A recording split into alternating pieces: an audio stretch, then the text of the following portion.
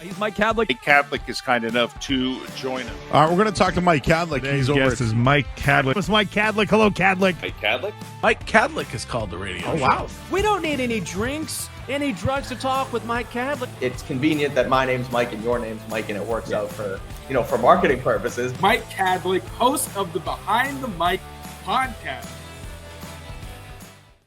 What's going on, everyone? Welcome back into another episode of the Behind the Mic podcast, where we peel back the curtain into the sports media industry, find out all about those in it, who they are, and what makes them tick. We're here for episode 17 with another very special guest. It's Zack Cox, now of the Boston Herald. Just signed on with them as their new Celtics beat reporter. So, Zack, thank you so much for joining me, and congratulations on the new gig. Really happy for you and seeing where you're going next. Yeah, thank you, Mike. I appreciate it, and thanks for having me on. I love what you've been doing with the show, so it's it's good to be a part of it. Yeah, appreciate it. Yeah, so it worked out well. Looking for guests, trying to find someone else to talk about, and it pops up on the feed that you're officially with the Herald. So starting out this podcast like I normally do, segment called Resume Time, where basically the floor is yours to tell us and take us through sort of your journey and what you've done. I know you were obviously at NESN for a long time, which we'll get to. But what has your journey looked like really from start to finish to where you're at now covering the Celtics for the Herald? Sure. Yeah. I really kind of got my start in the whole journalism industry when I was in college at UNH, worked for the student newspaper there. I was the sports editor, managing editor, covered some football, some hockey, some lacrosse, some other stuff. Ended up graduating there in 2012, got my first job out of school for Major League Baseball, covering basically like graveyard shift, covering minor league stuff from all around the country. I was essentially nocturnal for like 6 months doing that job. I think it was like 7 p.m. to 3 a.m. shift. Oh, Jesus. It was, it was interesting. Did that for about 6 months out of school, then got an entry-level job at NESN, where I'd interned before my senior year. I think it was called assistant editor at the time. They call it assistant content producer now. Basically, I'd go in, work an 8-hour shift, write about whatever happens during that time, mostly about Boston sports, but also NESN would cover a good amount of like national trending type stuff. So did that for about a year. Got moved on to the Celtics beat for NESN, worked that for a season in 2014, 2015, then moved over to the Bruins beat for the 15-16 season, then shifted over to Patriots right before the 2016 season. So it was a good time to show up on the Patriots beat. Yeah. Obviously, 2016 was the Falcons Super Bowl. They ended up playing in the Super Bowl my first 3 years. Worked with Doug Kyde for, I believe, the first 5 years on the beat, either 4 or 5 years. Me and him were kind of like co-beat writers. Then he left. Dakota Randall came in. We worked together for, I think, the last 3 years. Did a total of 8 years on the Patriots beat rather for NESN. Left there in January due to some internal restructuring, layoffs. Everybody knows how it is in the industry. That kind of comes for everybody eventually. Yep. And was sort of in job search freelance mode for a while. And then fortunately, right before the Celtics playoffs started up, the Herald's Celtics writer, Steve Hewitt, left to help start up New England Basketball Journal. So they were looking for somebody to cover the playoff run. I was fortunately available and did basically kind of on the ground coverage for the entire NBA Finals run, which was awesome. I was at all the home games, all the practices, all the events and everything. Decent way to find your start there. Yeah, it wasn't bad. I mean, I have some luck of like showing up at places right before teams win championships, apparently. So apparently they liked the job I did during the playoffs, and then they brought me on full time, and now I'm going to be just started up full time the other day. So awesome. I'll be primarily doing Celtics, but I'll also continue to do a good amount of Patriots stuff alongside Doug and Andrew Callahan. I'll probably cover some BC as well, nice. Some random sports, whatever kind of comes up that they need coverage of. So it'll be a bit more of a kind of fluid role than what I had at NESN, where I was basically 100% Patriots 100% of the time. But I'm excited. It's obviously if you're going to pick a team in Boston to to cover. It's hard to find a better. It's not one. the Patriots right now. Yeah, it's not the Patriots. It's really, it's kind of funny. The Celtics, when I first covered them way back a decade ago, they were kind of where the Patriots are now. Mm-hmm. They were sort of moving on from a previous era. The Pearson Garnett trade was about a year before that. They were very much in a transitionary period with a young head coach. They hadn't drafted Tatum and Brown yet. They were very much kind of starting over. That's sort of where the Patriots are now, and the Celtics are where the Patriots were when I started covering them. So it's kind of a fun little like full circle moment to end up back here. For sure, that's cool. And you mentioned Nesson, you mentioned the unfortunate restructuring and the nature of the business, what have you. But you were there for so long, and ever since I really started following the Patriots and then even covering the team over the last few years, like you were kind of a staple and a mainstay on the beat for Nesson. Obviously there for 10 years covering the Patriots for the last 8. Like, I guess what did Nesson? I mean, obviously it meant a ton for your career. It's kind of the only thing you did for so long. So I'm just curious, about your journey there, kind of how you bounced around, how the industry changed as well since you were there until then leaving, and then frankly how difficult it was being a victim. Like, did you ever think you were ever going to leave Nesson because you were there for so long? Like, it's just being a victim of the shitty part of the business must have kind of stung for a while. Yeah, I mean, look, nobody wants to lose their job. Like, Right. it happens to everybody eventually, and it's not an enjoyable thing in the moment.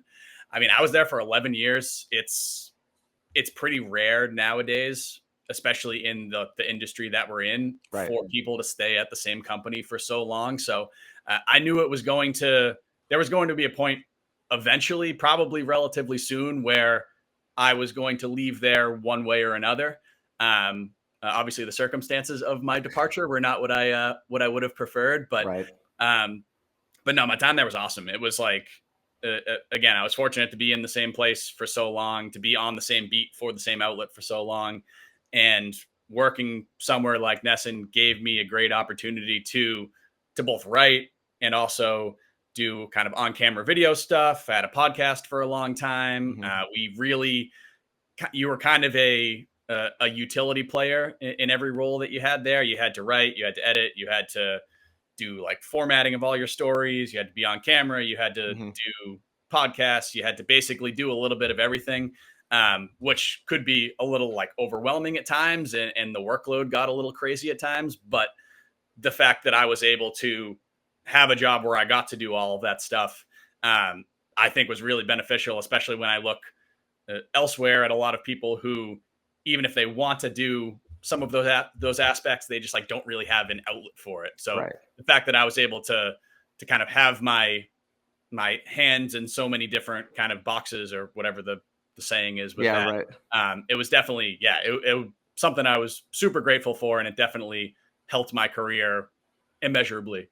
You mentioned the writing aspect to it. Now, obviously, again, you guys, you did the on-camera stuff. I remember you and Doug for a while, and then obviously, you and Dakota doing the podcast on the line. But like the writing at Nesson.com specifically for the last couple of years, I've noticed, and then even like places like Mass Live kind of do it, where everything that's said at a press conference, there's a quick story on it, something on there, and like something I noticed and have grown like envious of the last couple of years was like how fast and quick you specifically are able to just take something and turn it into a story. And I noticed it at Nesson because we worked together there last year, or worked together on the Patriots beat. But even with Celtics, it's like something said at a press conference, and all of a sudden I'm looking on my timeline, and 5 minutes later, Zack Cox has a full story about it. I'm like, is that something that's come naturally to you? Is it something you learned over time? Because I feel like that is, I've tried to practice it. I feel like places and the aggregation of content has grown into, so much more lately. So like other places have tried to do it, but I've noticed specifically with you, it comes very quickly and very naturally. And so I'm just curious how that came to be, and kind of how you've became sort of, I guess, an expert at it. It comes naturally now. Okay. Because I've done it for so long. It's kind of, that was sort of the Nesson model. I was actually just talking with Dakota about this the other day, where like, it's a lot, but when you're in it, you kind of like, that's like, even moving from that model to more of like a newspaper type model that Right. has a different sort of output expectation, it was almost jarring, like in the opposite direction. Like I would put out like 1,200, 1,500 stories a year a lot of times. That's and insane. It's like, when you get to the point where you've been doing it for so long, it's just sort of, we would all have the kind of muscle memory in our brain where you could hear a quote and be like, okay, I know that's story worthy. I know what this headline is going to be. I've been around the team enough and covered the team enough that I can fill in the body of the story really quickly. And the good part that I think Doug and I and Dakota and I got to was, you can balance all of that quick hitting type stuff, and you can do it like fast enough and with little enough effort that you also have the time and the bandwidth to do the more kind of deep divey feature analysis, like stuff that actually takes a little bit more thought and a little bit more care. And I think we were able to strike a pretty good balance with that. But that definitely was something that I had to get used to when I first started out. Like, I could not do that. When I first started, like on the Nesson desk, it would take me like an hour to write like a 300 word nonsense story. Mm-hmm. And then fast forward a couple of years later, and I can do it in like 5 minutes. Like, I think my all-time record for stories in a day was 18. It was during the that's insane.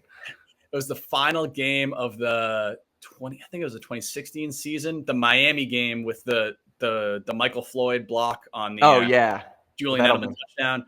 I wasn't traveling at the time, so I was covering that from the Nesson office. Doug was down there in Miami, and it was New Year's Day. I was at a wedding the night before too, and I just like kind of showed up to it. I was like, all right, and enough stuff happened that at the end of the day, I was like, holy shit, I just wrote 18 stories off of this game. Like, I need to go home and take a nap. But it's wild. Yeah, I think there reaches a point where, and I think we did it at times at Nesson, where it was just too much volume, like an unnecessary level. I don't think you really need to have people writing 8-9 stories in a day. And I think we tuned it into a good point by the end. Yeah. But yeah, it's something that, like, if you haven't really done before, it's difficult to develop. It takes a little bit of time. Yeah, it's crazy. Last year when I was working with EEI, like we weren't as we didn't have a big enough team to kind of cover every single thing. But like, I remember trying to kind of learn to do that on my own, and it's like, yes, you understand, what's around the team. You mentioned like the filler stuff, where if you're writing a story on, call it Kendrick Bourne, all right, well, here you can throw in, his yardage and this, that, and whatever he's done this season. And, he was hurt this week and blah, blah, blah. But like, it's still, I would write a story and it's like, okay, this sounds fine. And I would look at, something like you wrote, and I'm like, I feel like there's just so much more thought behind this. Like, how do I get to this point? And you're right. When you're in it and when it becomes week 18, it definitely comes easier, but it's a wild thing. And, you do a really good job at it. And so I wanted to ask you about that. And you mentioned knowing the team, right? And knowing what's going on around the team makes that easier. And you've been around the Patriots for the last 8 years. And now you're transitioning to Celtics. So first of all, what are you looking forward to? Like, I feel like it's unique to be able to kind of take your expertise in journalism and covering a team and turning it into something new. But is there anything that it's like, oh, wow, like I need to kind of get used to basketball and get used to a 12-man, 15-man roster instead of 53? Like, I'm curious how you're looking at the transition and, what'll be difficult and, what you're looking forward to. Yeah. I mean, first off, what I'm looking forward to, it's, again, as I mentioned off the top, you're covering a championship caliber team with a lot of really good personalities on the team. I mean, based on the little that I was around them last year, it's a great team to cover. It's a lot of guys that are generally pretty friendly with the media. There's not a ton of like internal drama nonsense, like some of the stuff that we dealt with on the Patriots beat, where it's just like unnecessarily antagonistic to the media, like waiting for the next Bill Belichick story to drop and what's going on. Pretty much. Yeah. It's going to be fun and interesting covering Joe Mazzulla, because he definitely challenges you in that way a lot. But it's going to be a transition. I mean, it's covering basketball and covering football are literally two completely different sports. I've been embedded in the football world for close to a decade. And that was always my kind of number one sport growing up and everything anyway. So getting kind of returning to the rhythms of basketball coverage is going to be an adjustment. It's nice that I have done it before. Like that was my first professional beat, was covering the Celtics way back when. It was a long time ago, but I sort of know what it entails. But another challenge is just, as you mentioned, there's maybe like 18 guys on the team total, right? Probably like 11 or 12 people of consequence really on the roster that really have kind of name recognition among the fan base, which just means there's a smaller pool of storylines than there are on a 53-man football team plus a practice squad. And there are a lot of really talented writers on the Celtics beat. A lot of them are still there from when I covered them, between Jay King and Brian Robb and Jared Weiss and John Corrales and Gary Washburn and Adam Himmelsbach for the Globe. All of those guys were covering the team when I was there and have continued covering the team for the last decade. So I'm kind of the new guy coming in, trying to sort of, I don't know, make my way on your way, right? Yeah, and it's going to be an adjustment. I'm not expecting to like show up day one and have everything completely figured out, but I'm excited for it. I'm excited that I'll have the chance to kind of be around a team that is in the moment that the Celtics are, where they're championship favorites again coming into the season, but they're also in the middle of selling their team. Like, it's a really fascinating time to be around the Celtics. So yeah, I'm excited for that all to start up for real in probably like a month and a half or so. And I'm excited that this role at the Herald will let me continue to contribute to Patriots coverage, to help out with some other sports, to not be completely zeroed in on just one thing. There are benefits to that. Like I was totally fine covering the Patriots as my sort of one and only beat when I was at Nesson, but I kind of like the opportunity to sort of step back and view it a little bit more widely and have a little bit more variety in there. Yeah, for sure. The other thing too with now that you've been doing it, I on a newspaper, I feel like it's different covering a website versus being on deadline versus you can just click publish whenever. Like, and now since you've been doing it for a little while, how different is that? Is that an adjustment? Is it overblown to kind of have to sit there and punch out words? Now, granted, you've done it forever anyway, but like, what's that been like? It was different. Yeah. I mean, the first game of the Cleveland series in the first round, I had to write the gamer, which is like the game story that you read in the newspaper the next day. And first draft of that has to be in like immediately. Mm-hmm.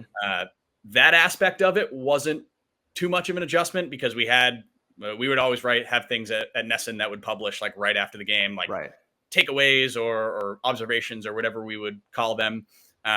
So the like speed and hitting deadline aspect was never an issue for me really, but I hadn't written like a traditional old school game story like probably since college. True, like it's just like the way, I mean, you talk about the difference between newspapers and online, like those two worlds have become like increasingly merged, but you still have to put out a newspaper the next day and that has to have a game story in it. So it was definitely kind of an adjustment of like, okay, this thing all has to read fluidly and make sense. It can't be like the Celtics beat the Cleveland Cavaliers 100-87. Like, here are my 6 takeaways on the game. Boom, it's boom, like different bullet point. Yeah, that's a good point. It's like, and that's a lot easier to put together kind of as the game is winding down than being like, okay, this thing actually has to flow and make sense. So then you would send in like the at the buzzer version, and then you would go in, talk to the players, do whatever, and then send the final version later. But even during some of these playoff games, like deadline is 11:30, like 11:45 is usually like the latest they can possibly push that back. Mm-hmm. So there were times during like the Eastern Conference Finals and the finals where like the press conferences hadn't even finished, like Jason Tatum hadn't even talked yet. And I'm like, okay, well, my story has to be done. So it's whatever I've got in is what I have in. Right. The Celtics helped me out in that way by basically playing blowouts the entire playoffs. Like, I think I covered like 2 close games the entire time, which makes it a little bit easier to kind of have your whole story written. But but yeah, I mean, after game 5, when they clinched, I was sort of like standing in the kind of holding area, trying to listen to the on-court ceremony on my phone so I could get some quotes from Missoula from that to put into my story. Yeah. It's like, yeah, it's stuff that when you're writing for an online only publication, you say, okay, well, we have this like placeholder story here. Whenever I get these quotes, I can put them into the story. If it's 1:30 a.m., that is what it is. And with newspaper world, that's not really how it works. So It is a bit of a different approach, and one I had to get used to in those couple of weeks. Yeah, it is wild. You mentioned Steve Hewitt earlier on. I had him on the show a couple of weeks ago when he started, New England Basketball Journal, and he was talking about his time at the Herald a little bit and covering the Red Sox World Series and that play against Houston where Benintendi like made the diving catch to end the game, and he was saying like there was a strict deadline and they had to. You're right, where you have to make a whole story flow. It's not you can't just add Benintendi's catch as like the butt of the story, like, oh, and then this happened, or this is the main takeaway.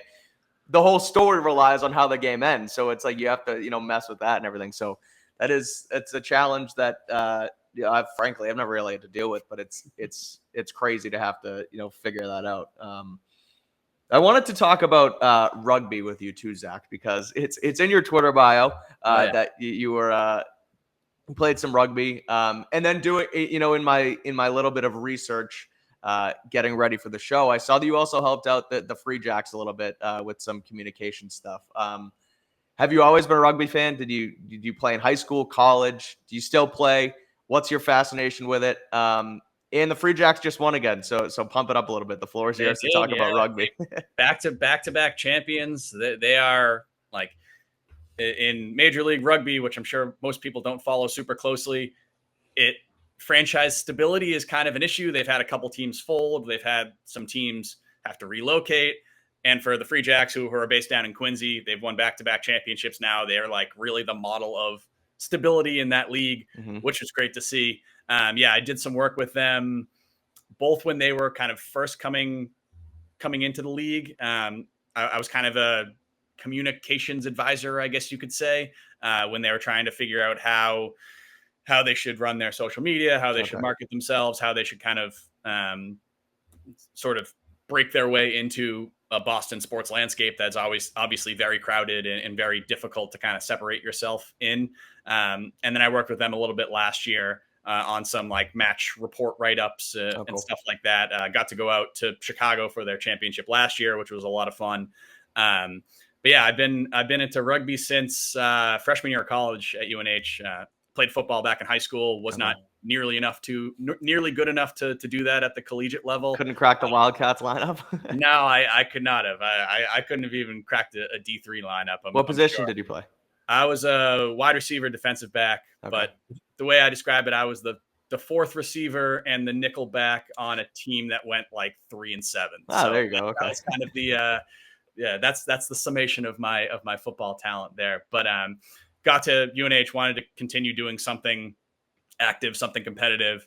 My dad had been introduced to rugby from some British guys that he worked with. He was like, "Oh, you should give this a shot." I started playing there my freshman year, and then played for 15 years or so. Played at UNH, joined a club in Boston after I graduated, Charles River over in Southie. Probably should have retired earlier than I did. I kind of kept pushing that deadline back until actually this past fall. I was like, yeah, maybe I'll give it one more shot. Went out to one practice, and like 20 minutes in, I broke my ankle. So I remember you had the boot last year. Around the it was like 2 days before the Patriots game down in Dallas too. So I was like hobbling my way around AT&T Stadium, and then after that I was like, okay, I cannot continue doing this. I'm too old for this. My body's falling apart. I'll still go out and play some like alumni game type stuff, but yeah, it's a young man's game in some way. But we also have a couple. One of my buddies who I played with for a long time, he's still playing. This fall is going to be his 19th season with my current club. He said he wants to get to 20 and then he'll retire. He's pushing 40 and he's still a beast. So yeah, I couldn't quite make it there. I had to hang him up, but I like to stay involved wherever I can. I still do a lot of work with our current club. I like run their social media. Oh, nice.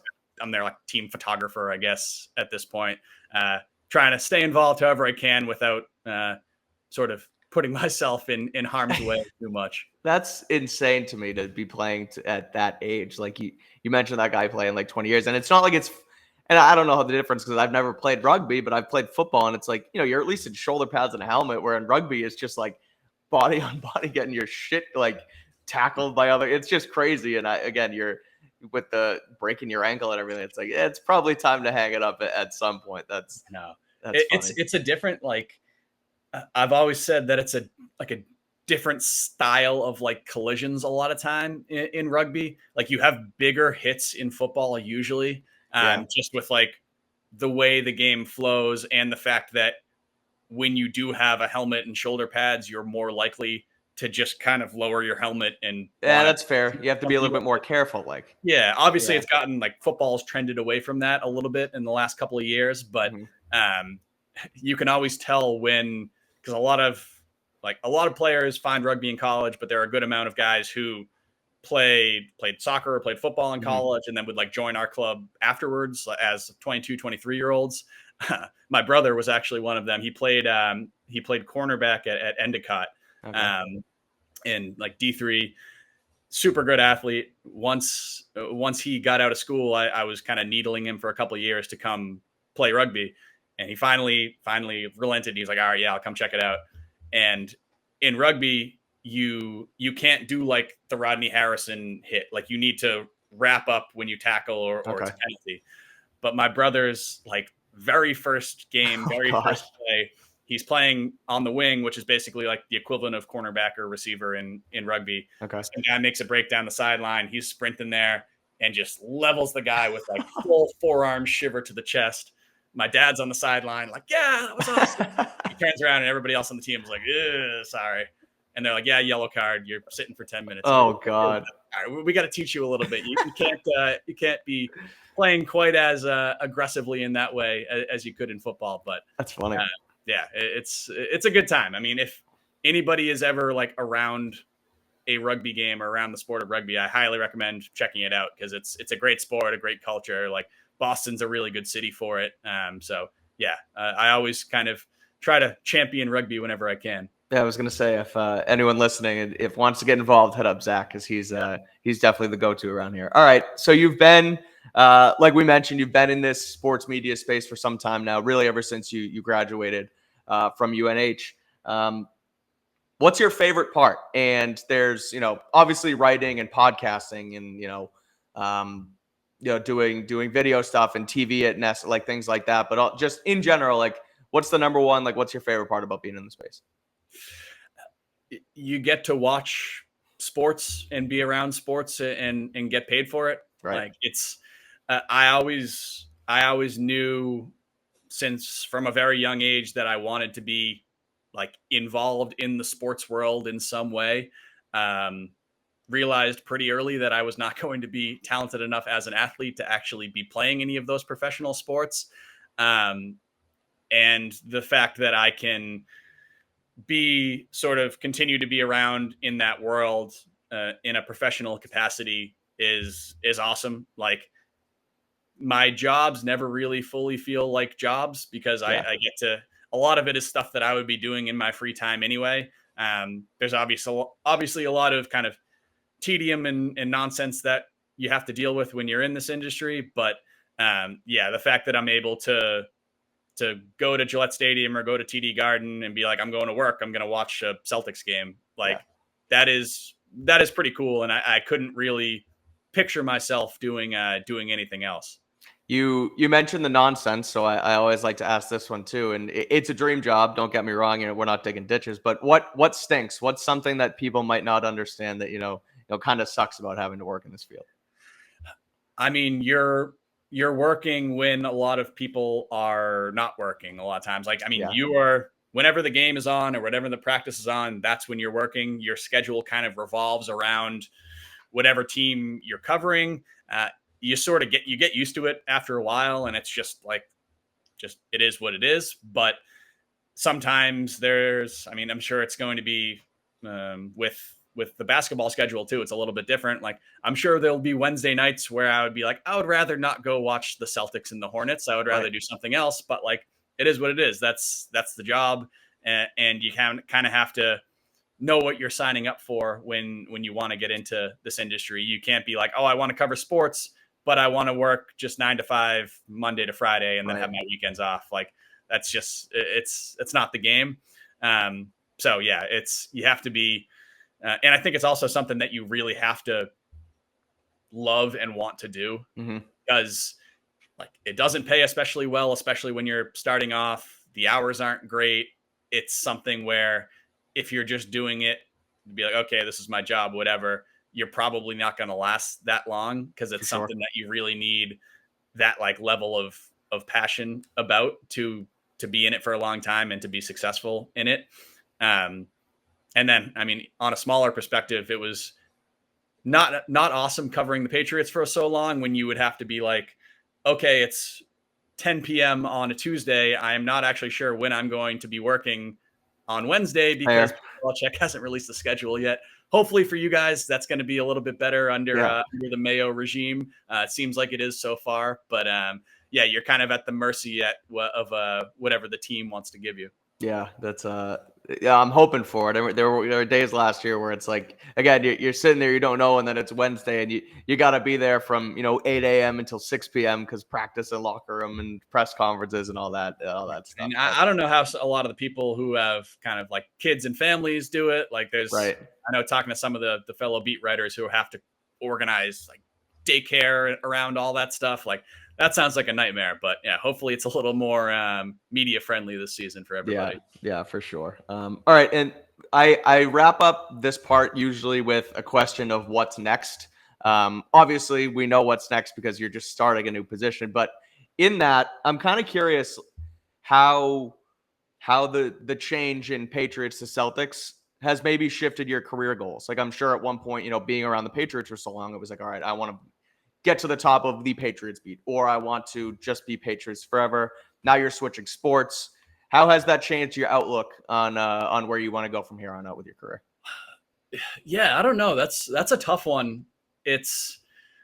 I kind of realized during that whole like job search period that like a lot of the time, like your goals might not, like you could be like, oh, I want to do this.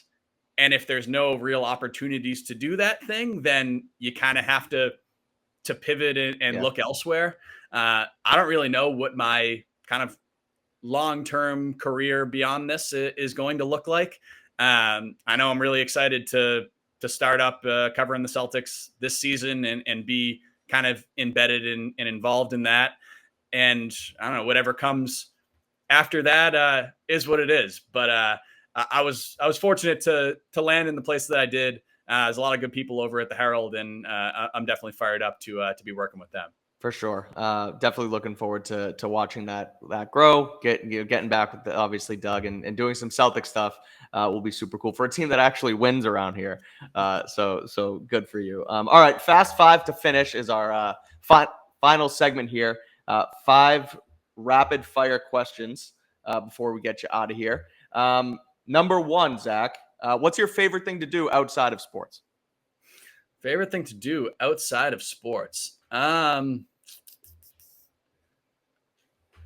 been big into the I got out of the video game for a long time, but I've gotten dragged back in lately between I mean, Dakota and I play some of the same like nerd games. Like we were big into Elden Ring for a while. I've been hammering college football for the last couple of weeks.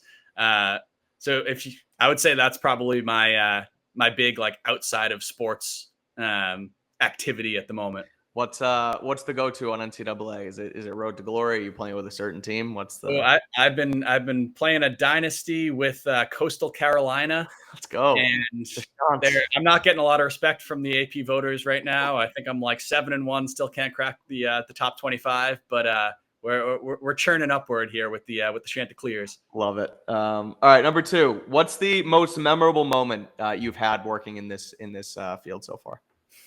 I would say it has to be the the first Super Bowl that I covered, the 2016 Patriots Falcons 28-3 game. It was the first Super Bowl I covered, the first real like sports event on like a different level, because I'd covered some Patriots playoff games and stuff like that at Gillette before, and those are great. But like you can walk into a Super Bowl stadium and it just feels completely different. Yeah. And then obviously that game itself ended up being an all-timer. I remember being on the field after the game. I'm not sure how I actually got down there, because I know they usually don't let reporters down there in the later years. Yeah. But I walked on. I was just like sort of wandering around trying to take it all in. And I walked past Jacoby Brissett, who was a rookie at the time, didn't dress for the game. He was just wearing like the Super Bowl championship t-shirt and like just gazing around. I was like, Jacoby, what's up, man? He's like, yo, this is fucking crazy. Yeah, man, it is. It's pretty wild. Like, and then it has to be between that and getting to ride on the in the parade a couple years later after the Rams Super Bowl. Oh, that's cool. A pretty incredible experience too. It was because they gave us like a media duck boat. Mm-hmm. So all the media, I think it was one person per outlet was able to ride on that. Funny seeing the reactions of the crowds, because there's like 5 duck boats of Patriots players, and then ours goes by and they're like, who the hell's that guy? I don't know if we should cheer for them or not. Someone threw an Eggo waffle at our media duck boat, which I still have a picture of. It's one of the camera guys from NBC Sports Boston holding it up. But yeah, those would probably be my top 2. That's awesome. Number 3, what's the best advice you've received working in this industry? Best advice I've received is, it came like early on, just be versatile, be open to new opportunities. Don't kind of pigeonhole yourself don't like come into the sports industry and being like, okay, the job that I'm going to have is podcasting about the Patriots, and any other thing that is not exactly that, I'm not going to pursue. It's just we both know the realities of the industry. Sometimes what you think you want to do or what you actually want to do, it's just not possible. Right. And if you don't have the kind of breadth of kind of a little bit of a wider skill set and experience in a couple of different things, be that a couple of different sports or different like areas of multimedia, you're going to put yourself in a much better position if you can come into a potential like job interview type situation and say, okay, like I've covered these 3 or 4 different sports. Like I also have experience writing and experience on video and editing and podcasting. Just the wider your skill set can be, like the better you're going to be, the better it's going to set you up.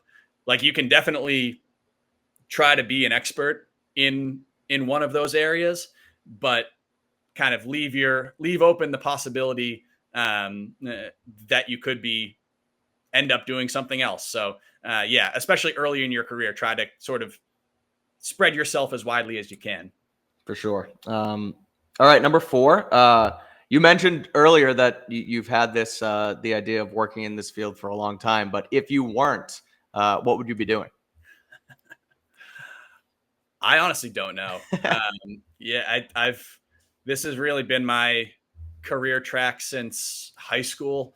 I went to King Philip in Rentham. It's like 5 miles away from Gillette Stadium. We had a really good TV production program there that won a lot of awards. I think it's still running at a very high level. That's where I was kind of the Sports Center anchor for my high school. Gotcha. And ever since I started doing that, I was like, okay, this is what I want to do. I initially wanted to be like an actual Sports Center anchor, but pivoted around college to be like, I'm actually I think I'm a better writer than I am a TV anchor. Okay. But yeah, I mean, having that from such a young age, I don't actually know what I would be doing if I wasn't doing this. No, I was gonna say there was no, within your last couple months trying to find a new job, there was no like, oh, I need to go back and get, be a scientist or anything like that. Yeah, there was certainly a lot of job applications sent out to non-sports things. You're kind of in like I got to do what I got to do mode, but nothing that that came to fruition. So I guess I'll cross that bridge if it ever comes. No, you're gonna kick butt with the Herald forever. That's where we're at right now. All right, number 5. Before we get you out of here, very important question here. What's your favorite pizza topping? Oh, pizza topping.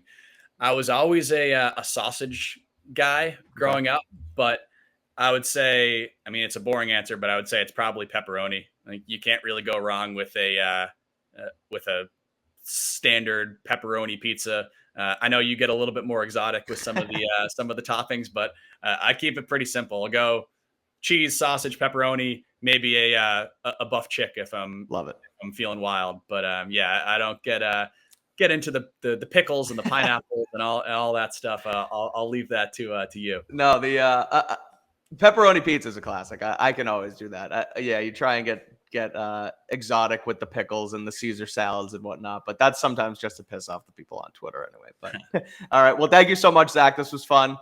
Excited to watch you continue to grow, and like I just said, kick butt with the Herald and the Celtics coverage is going to be fun. So thank you so much for joining me. I really appreciate it. This was a fun conversation. Yeah, Mike, I really appreciate it too. Thanks for having me on. Yeah, of course. All right. If you haven't already, please rate, review, and subscribe to the Behind the Mic podcast, and follow us on Twitter and Instagram at Behind Mic Pod. Thanks again to Zack Cox for joining us for episode 17. We'll be back next week for episode 18. Thanks for watching.